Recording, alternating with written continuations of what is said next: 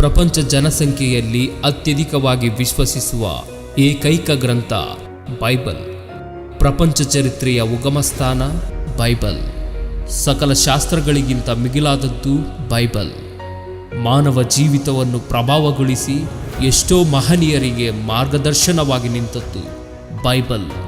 ಭೂತ ವರ್ತಮಾನ ಭವಿಷ್ಯತ್ ಕಾಲಗಳನ್ನು ತಿಳಿಸುವುದೇ ಬೈಬಲ್.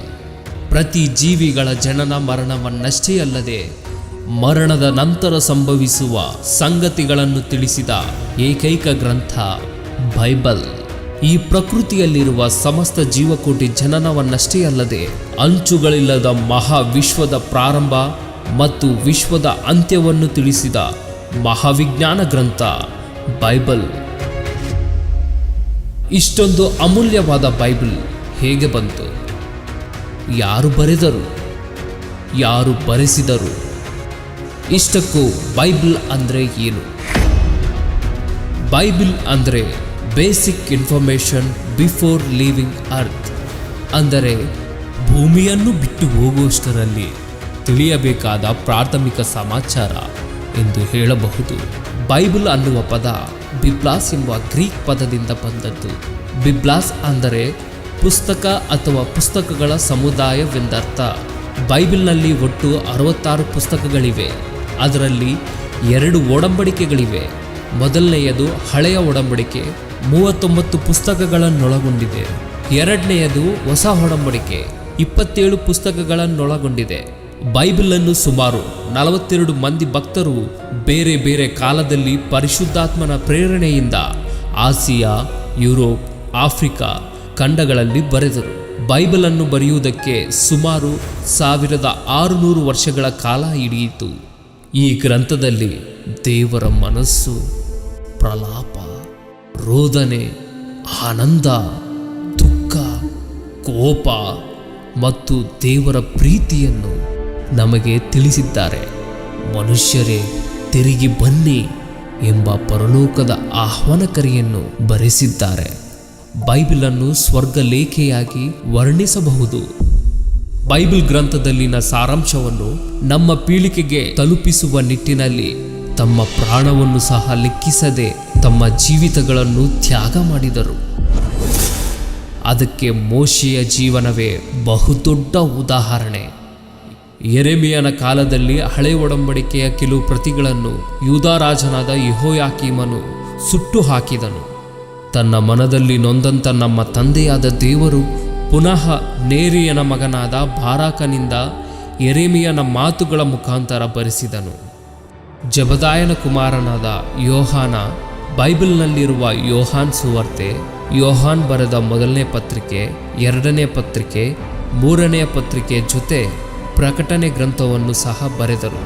ಆತನನ್ನು ಎಫೆಸದಲ್ಲಿ ಬಂಧಿಸಿ ರೋಮಾನಗರಕ್ಕೆ ತೆಗೆದುಕೊಂಡು ಹೋಗಿ ಅಲ್ಲಿ ಕುದಿಯುವ ಎಣ್ಣೆಯಲ್ಲಿ ಹಾಕಿದರು. ಅವರಿಗೆ ಯಾವ ಹಾನಿಯೂ ಆಗದಿರುವುದನ್ನು ಕಂಡು ಟರ್ಕಿ ದೇಶದ ಸಮೀಪದಲ್ಲಿರುವ ನಿರ್ಜನ ಪ್ರದೇಶವಾದ ಪದ್ಮೋಸ್ ದ್ವೀಪಕ್ಕೆ ಬಹಿಷ್ಕರಿಸಿದರು.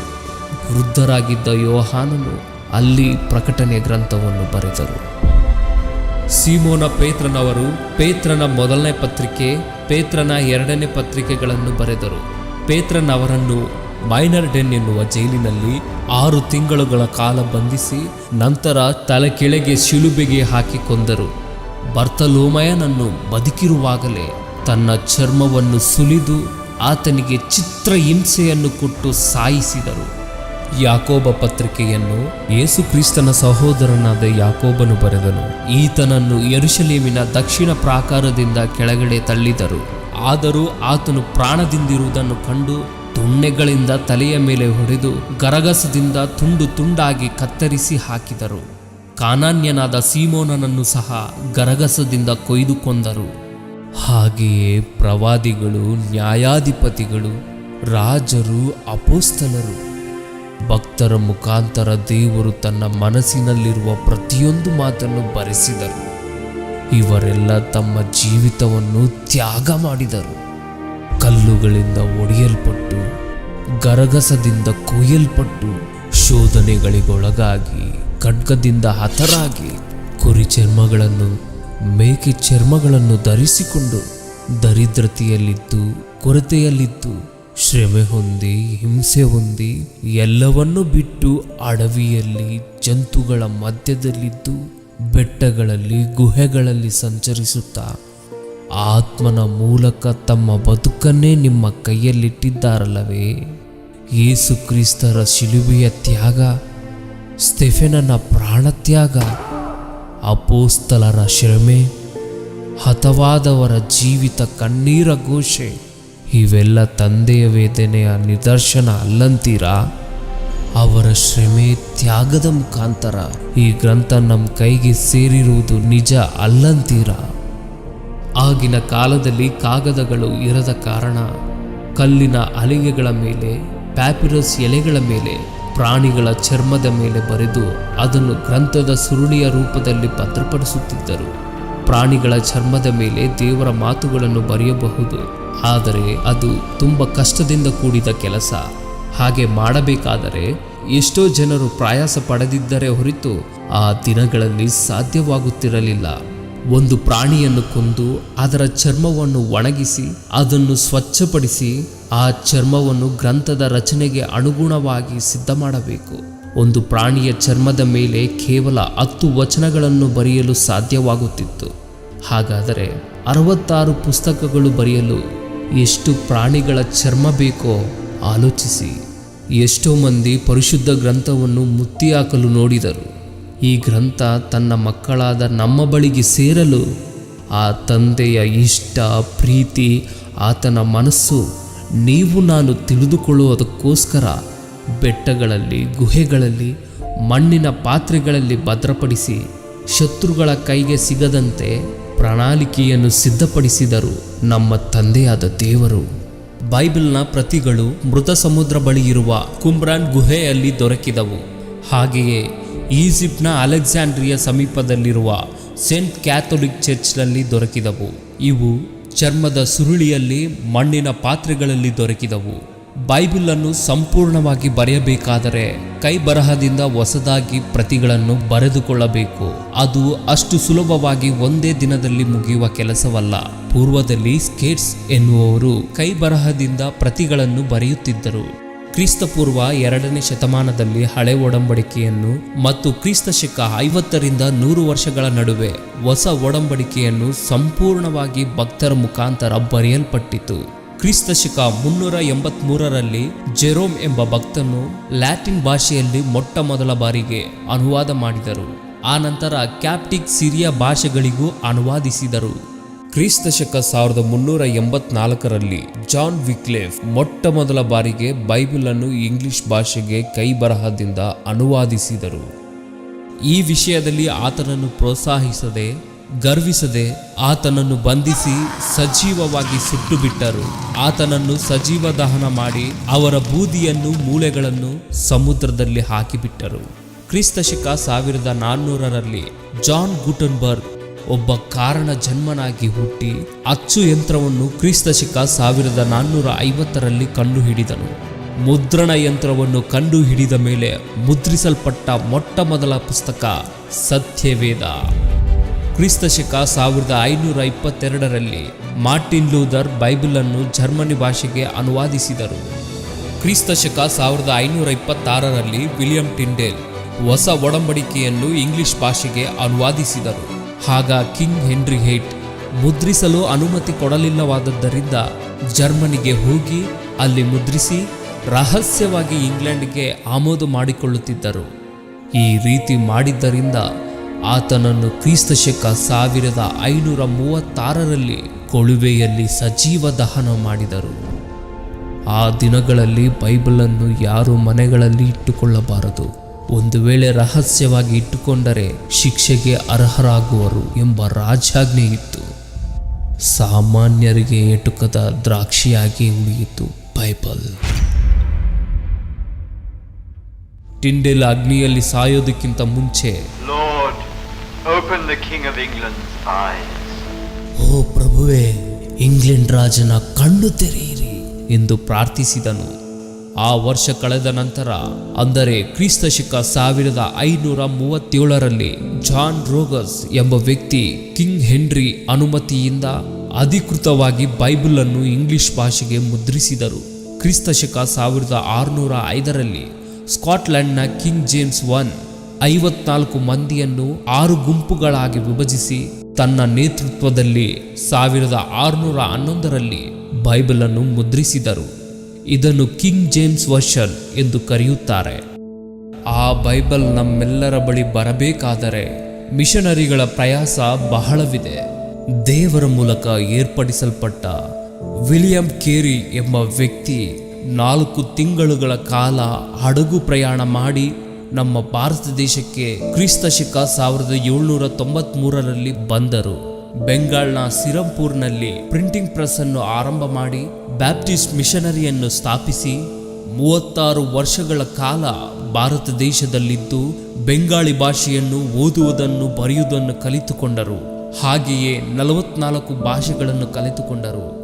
40 ಭಾಷೆಗಳಲ್ಲಿ ಬೈಬಲನ್ನು ಅನುವಾದಿಸಬೇಕೆಂದು ಆರಂಭಿಸಿ 27 ಭಾಷೆಗಳಲ್ಲಿ ಹೊಸ ಒಡಂಬಡಿಕೆಯನ್ನು ಅನುವಾದಿಸಿ 17 ಭಾಷೆಗಳಲ್ಲಿ ಬೈಬಲನ್ನು ಸಂಪೂರ್ಣವಾಗಿ ಅನುವಾದಿಸಿದರು. ಕ್ರಿಸ್ತಶಕ 1809ರ ಹೊತ್ತಿಗೆ ಹೊಸ ಒಡಂಬಡಿಕೆಯನ್ನು ಕನ್ನಡ ಭಾಷೆಯಲ್ಲಿ ಅನುವಾದಿಸಿದರು. ಆದರೆ 1812ರಲ್ಲಿ ಮುದ್ರಣಾಲಯವು ಅಗ್ನಿ ಅಪಘಾತದಿಂದ ಅದರ ಹಸ್ತಪ್ರತಿಗಳು ನಾಶವಾದವು. ಕ್ರಿಸ್ತಶಕ 1810ರಲ್ಲಿ ಲಂಡನ್ ಮಿಷನರಿ ಸೊಸೈಟಿರವರು ಸಂಪೂರ್ಣ ಬೈಬಲನ್ನು ಜಾನ್ ಹ್ಯಾಂಡ್ಸ್ ಮತ್ತು ವಿಲಿಯಂ ರೇವ್ ಅವರು ಕೆಲವು ಭಾಗಗಳನ್ನು ಅನುವಾದಿಸಿ ಎಲ್ಲ ಏರುಪೇರುಗಳನ್ನು ಪರಿಶೀಲಿಸಿ 1812ರಿಂದ 1865ರ ಹೊತ್ತಿಗೆ ಸಂಪೂರ್ಣವಾಗಿ ಬೈಬಲನ್ನು ಕನ್ನಡ ಭಾಷೆಯಲ್ಲಿ ಭಾಷಾಂತರಿಸಲಾಯಿತು.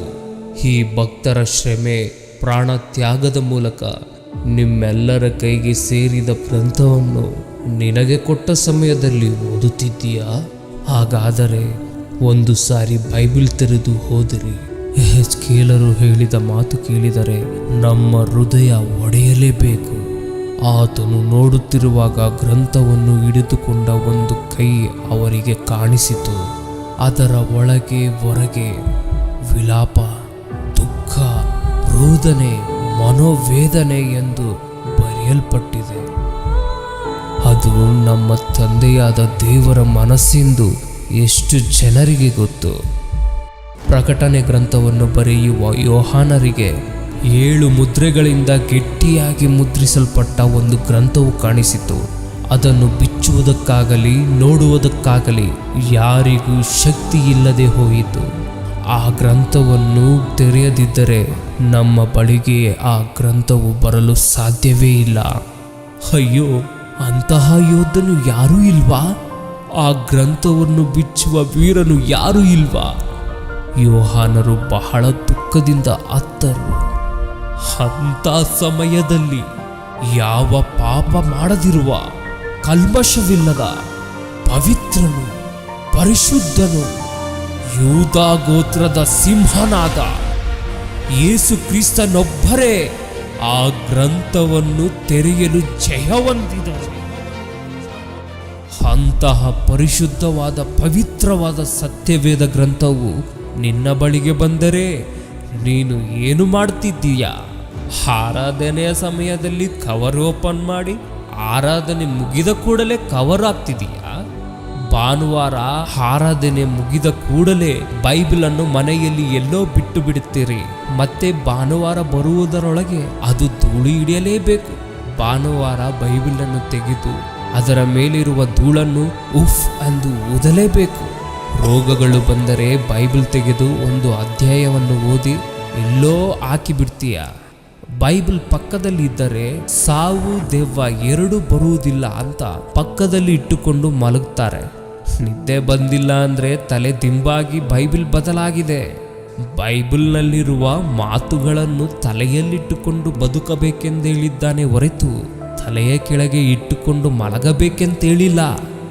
ಅನೇಕ ಮಂದಿ ಭಕ್ತರ ಬದುಕಿನ ತ್ಯಾಗದ ಪ್ರತಿಫಲವೇ ಈ ದಿನ ನಿನ್ನ ಕೈಯಲ್ಲಿ, ನನ್ನ ಕೈಯಲ್ಲಿರುವ ಬೈಬಲ್.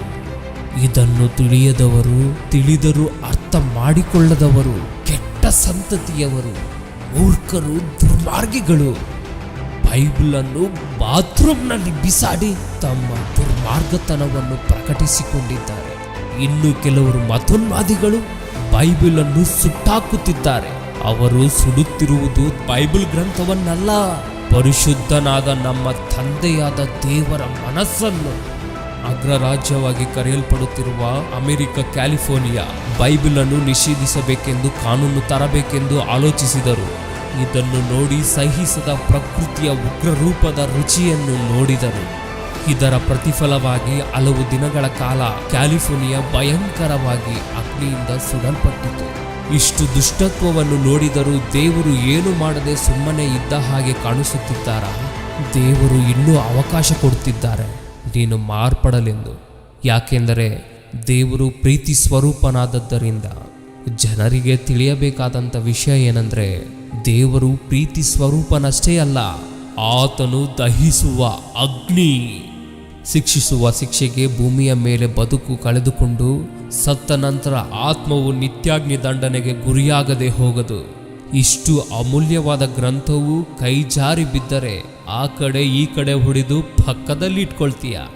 ಆದರೆ 100 ರೂಪಾಯಿ ನೋಟು ಕೆಳಗೆ ಬಿದ್ದರೆ ಕಣ್ಣಿಗೆ ಮುಟ್ಟಿಸಿ ಜೇಬಿನಲ್ಲಿ ಇಡ್ತೀಯ. ಯಾರು ಇಬ್ಬರು ಯಜಮಾನರಿಗೆ ದಾಸರಾಗುವುದಕ್ಕೆ ಆಗುವುದಿಲ್ಲ ಎಂದು ದೇವರು ಹೇಳಿದ ಮಾತುಗಳು ನೆನಪಿಗೆ ಬರೋದಿಲ್ವಾ? ಆಸ್ತಿಯನ್ನು ಸಂಪಾದಿಸಿಕೊಳ್ಳೋದಕ್ಕೆ ಸಮಯವಿದೆ, ಕುಟುಂಬ ಜೊತೆಗೆ ಸಂಪೂರ್ಣವಾಗಿ ಕಳೆಯೋದಕ್ಕೆ ಸಮಯವಿದೆ. ಆದರೆ ಬೈಬಲ್ ಓದೋದಕ್ಕೆ ಸಮಯವಿಲ್ವಾ? ಓದುವುದಕ್ಕೆ ಸಮಯವಿಲ್ಲದಿದ್ರೂ ನಡು ರಸ್ತೆಯಲ್ಲಿ ಬೈಬಲ್ ಓದುವವರು ಕಾಣಿಸ್ತಾ ಇಲ್ವಾ? ವಾರ್ತೆಗಳನ್ನು ನೋಡುವುದಕ್ಕೆ, ವಾರ್ತಾ ಪತ್ರಿಕೆಗಳಲ್ಲಿ ಮರಣ ವಾರ್ತೆಯನ್ನು ಓದುವುದಕ್ಕೆ ನಮಗೆ ಸಮಯವಿದೆ. ಆದರೆ ಮರಣದ ನಂತರ ನಡೆಯುವ ಸಂಗತಿಗಳನ್ನು ತಿಳಿಸುವ ವಾಕ್ಯಗಳನ್ನು ಓದಲು ಸಮಯವಿಲ್ವಾ? ವಾಕ್ಯವನ್ನು ನಿನಗೆ ಕೊಡಲು ಎತ್ತವರನ್ನು ತಮಗಿರುವುದನ್ನೆಲ್ಲವನ್ನು ಬಿಟ್ಟು ಕಡೆಗೆ ತಮ್ಮ ಜೀವನವನ್ನೇ ಕೊಟ್ಟ ಭಕ್ತರ ಜೀವಿತ ಚರಿತ್ರೆ, ಅವರ ತ್ಯಾಗ, ಯೇಸುಕ್ರಿಸ್ತರ ಪ್ರಾಣತ್ಯಾಗ ಈ ದಿನಗಳಲ್ಲಿರುವ ಅನೇಕ ಮಂದಿ ಕ್ರೈಸ್ತರಿಗೆ ಅರ್ಥವಾಗಲಿಲ್ಲ. ನಿನ್ನನ್ನು ಬದುಕಿಸಲೆಂದು, ಜೀವವುಳ್ಳ ವಾಕ್ಯವನ್ನು ನೀನು ಓದಲೆಂದು ಇಷ್ಟು ಪ್ರಯಾಸಪಟ್ಟು ಬರೆಸಿರುವ ಬೈಬಲ್ ಗ್ರಂಥವನ್ನು ತಪ್ಪಾಗಿ ಬೋಧಿಸುವ ಅನೇಕ ಬೋಧಕರಾದರೆ ತಮ್ಮಲ್ಲಿರುವ ವಾಕ್ಯವನ್ನು ಪರಿಶೀಲಿಸದ ಪರಿಸ್ಥಿತಿ ವಿಶ್ವಾಸಿಗಳದ್ದಾಗಿದೆ. ಎಷ್ಟೋ ಭಕ್ತರ ಪ್ರಾಣತ್ಯಾಗದ ಮೂಲಕ ಬಂದ ಬೈಬಲ್ನ ಶ್ರೇಷ್ಠತೆ ಇನ್ನೂ ಅರ್ಥವಾಗಿಲ್ಲವೆಂದರೆ ಬೈಬಲ್ ಮೇಲೆ ನಿನಗೆ ಕನಿಷ್ಠವಾದ ಕಾಳಜಿ ಇಲ್ಲವೆಂದರ್ಥ. ಬೈಬಲ್ ಕೈಯಲ್ಲಿದ್ದರೂ ಓದಲಿಲ್ಲವೆಂದರೆ ಬೈಬಲ್ ಅನ್ನು ಹಿಡಿಯುವ ಅರ್ಹತೆ ನಿನಗಿಲ್ಲ ಎಂದು ತಿಳಿದುಕೋ. ಬೈಬಲ್ ಓದುವ ನೀನು ನಟಿಸುವುದಕ್ಕೆ ಬಂದಿಲ್ಲ, ಆತ್ಮಗಳನ್ನು ದೇವರ ಮಾರ್ಗದಲ್ಲಿ ನಡೆಸುವುದಕ್ಕೆ ಬಂದಿದ್ದೀಯಾ. ಈ ಭೂಮಿಯ ಮೇಲೆ ಬದುಕುವುದಕ್ಕೆ ಬಂದಿಲ್ಲ, ಆತ್ಮಗಳನ್ನು ಬದುಕಿಸುವುದಕ್ಕೆ ಬಂದಿದ್ದೀಯಾ.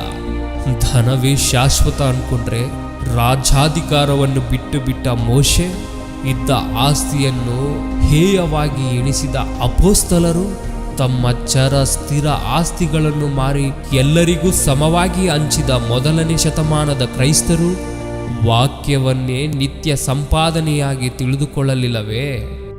ತಮ್ಮ ಬದುಕುಗಳನ್ನು ಅರ್ಪಿಸಲಿಲ್ಲವೇ? ಅವರ ಶ್ರಮೆ ನಿಮ್ಮ ಕೈಯಲ್ಲಿ ಸಮಾಧಿಯಾಗಬಾರದು. ನಮ್ಮ ಆತ್ಮಗಳನ್ನು ಬದುಕಿಸುವುದಕ್ಕೆ ಬಂದ ಈ ವಾಕ್ಯವನ್ನು ಓದಿರಿ, ಓದಿಸಿರಿ, ಅನುಸರಿಸಿರಿ, ಪರಲೋಕಕ್ಕೆ ಸೇರಿರಿ. ನಿಮ್ಮ ಜೊತೆ ಪರಲೋಕಕ್ಕೆ ಕೆಲವರನ್ನಾದರೂ ನಡೆಸಿರಿ. ದೇವರ ಉಗ್ರತೆಗೆ ಗುರಿಯಾಗದಿರ್ರಿ. ಬೈಬಲನ್ನು ನೀವು ಇನ್ನೂ ನಿರ್ಲಕ್ಷ್ಯ ಮಾಡಿ ಪಕ್ಕಕ್ಕಿಡ್ತಾ ಇದ್ದೀರಾ? ಹಾಗಾದರೆ ನಿರ್ಲಕ್ಷ್ಯಕ್ಕೆ ತಪ್ಪದು ಭಾರಿ ಮೂಲ್ಯ.